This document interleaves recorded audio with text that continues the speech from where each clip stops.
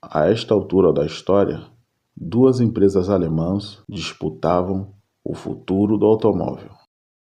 De um lado, a Benz e Cia, fundada por Carl Benz, o homem que criou o primeiro automóvel da história. Do outro, a Daimler Motoren Gesellschaft, a empresa inspirada pela visão de Gottlieb Daimler, que acreditava que os seus motores dominariam o mundo. Mas antes de falarmos sobre a união dessas empresas, precisamos entender uma coisa. Elas não eram apenas fabricantes de carros, elas eram rivais e rivais perigosas. Durante anos, cada uma tentou provar que possuía a melhor tecnologia, os melhores engenheiros, os melhores automóveis da Europa. A Benz apostava na confiabilidade, a Daimler apostava na inovação e no desempenho. Essa disputa fez a indústria evoluir em uma velocidade impressionante. Carl Benz havia transformado o automóvel em um produto comercial através do Benz Velo. A Daimler trabalhava para construir máquinas cada vez mais modernas. Foi nesse período que surgiu um dos automóveis mais revolucionários do início do século XX. O carro foi encomendado por Emil Janelik, que queria um automóvel mais rápido, mais seguro e mais moderno que todos os concorrentes. Projetado pelo brilhante engenheiro Wilhelm Maybach, um dos nomes mais importantes da história do automóvel. Ele aceitou o desafio de Emil e criou uma máquina tão avançada que praticamente definiu como os automóveis seriam construídos durante todo o século XX. Chamado de HP-35, o carro possuía um motor dianteiro de 4 cilindros e 5,9 litros. Possuía 35 cavalos de potência. Esse carro atingia uma velocidade máxima de 75 km por hora. 75 km por hora hoje parece pouco, mas em 1901 era algo impressionante. O centro de gravidade desse carro era mais baixo, melhor estabilidade e desempenho superior aos concorrentes da época. Muitos historiadores consideraram que aquele projeto era o primeiro automóvel moderno do mundo. As vendas cresceram, a fama cresceu e a rivalidade também. E enquanto isso, a Benz e Cia não ficou parada. A empresa continuava produzindo carros e conquistando clientes em diversos países. Mas seus engenheiros queriam mais. Eles queriam velocidade. Queriam provar ao mundo que também eram capazes de dominar as pistas. Foi então que surgiu a máquina praticamente insana. Em 1909, a Benz e Cia apresentou o Blitzen-Benz, um carro criado para uma única missão: ser o automóvel mais rápido do planeta. Em português, Blitzen significa relâmpago, e esse carro fez jus ao nome.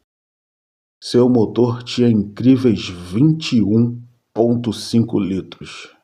Produzia aproximadamente 200 cavalos de potência. Uma potência absurda e suicida, para uma época que os automóveis não chegavam nem perto disso. Não existiam airbags, não existiam cintos de segurança, muito menos estrutura de proteção. Era praticamente um motor gigantesco com rodas, o motorista dentro do carro, acelerando e esperando a morte chegar. E o pior, funcionou. O Blitzen-Benz entrou para a história ao superar a marca de 200 km por hora. Um feito impressionante para aquele ano. Esse carro mostrou ao mundo que a Benz e Cia não sabia apenas fabricar automóveis, ela também sabia desafiar o limite da velocidade. Para ter ideia, o Blitzen era praticamente um Bugatti Chiron, como vemos hoje, um absurdo em velocidade. As duas empresas agora eram reconhecidas internacionalmente. Uma conquistava o respeito pela inovação e a outra pela velocidade. Mas nem mesmo os gigantes conseguem escapar dos acontecimentos da história. Depois que a guerra terminou, em 1918, a inflação disparou. Empresas quebravam diariamente. O dinheiro perdia o valor quase da noite para o dia. As duas gigantes do automóvel começaram a sentir os efeitos dessa crise. Daimler já havia falecido em 1900. Carl Benz já estava idoso e afastado das operações do dia a dia. Agora, quem tomava as decisões eram os executivos, homens responsáveis por manter aquelas empresas vivas. E eles perceberam algo que parecia impossível anos antes. Continuar brigando poderia levar ambas ao fracasso. Em 1924, assinaram um acordo de cooperação. Passaram a compartilhar conhecimentos, dividir custos, trocar tecnologias, unificar a parte da produção. Tudo isso para sobreviver. A rivalidade que durante décadas impulsionou a evolução do automóvel começava a dar lugar à colaboração. Existia um novo desafio. Se aquelas empresas estavam caminhando para um futuro em comum, seria necessário criar uma identidade para que respeitasse os dois legados. É aqui que entram os símbolos.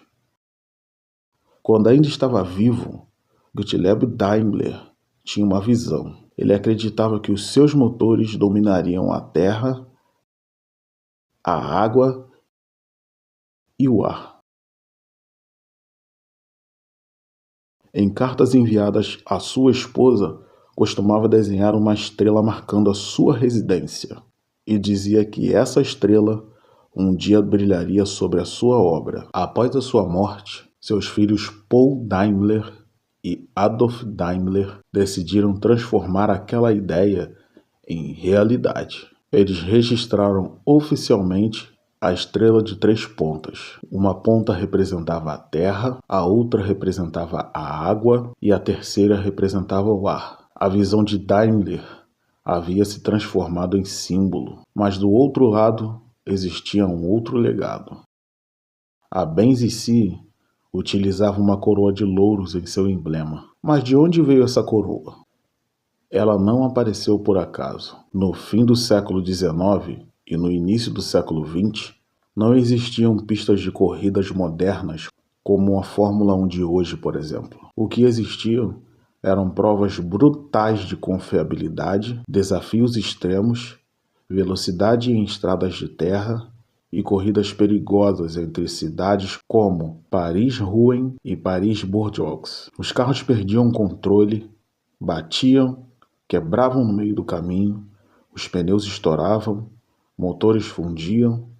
Essas competições só serviam para provar uma coisa ao público comprador: qual fabricante tinha o carro mais rápido, mais confiável e mecanicamente o mais avançado do planeta. E nas arenas daquela época, os vencedores não ganhavam troféus gigantescos de metal ou ligas modernas como hoje. Eles recebiam as tais coroas de louros reais, o mesmo símbolo usado desde a Grécia e Roma para coroar imperadores, representando vitória, honra, glória eterna e superioridade técnica. E a Benz foi uma máquina de vencer. Ela massacrou e venceu várias dessas competições europeias, especialmente no começo dos anos 1900. Como uma declaração de orgulho e arrogância técnica, a Benz colocou a coroa de louros ao redor do nome em seu logotipo. Era uma forma de dizer ao mundo: nós vencemos nas pistas. Nós somos referência absoluta. Não era decoração, era status puríssimo. Agora os executivos tinham diante de si 2 símbolos carregados de história: a estrela inspirada pelo sonho de Gottlieb Daimler e a coroa de louros, conquistada pela trajetória de Carl Benz. 2 símbolos, 2 legados, 2 trajetórias. O uso do nome Daimler nos carros gerou um nó jurídico internacional e bizarro. Quase destruiu os planos da fusão. A solução para esse problema viria do nome de uma jovem menina inocente cujo destino seria marcado por uma profunda tragédia. Quer saber como a Benz e a Daimler finalmente venceram essa guerra contra a falência?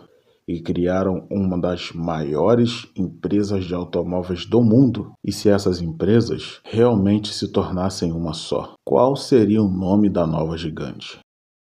Deixe seu like, inscreva-se no canal e assista ao quarto e último episódio dessa série, A Origem, a Evolução do Automóvel. Até o próximo episódio. Não perca!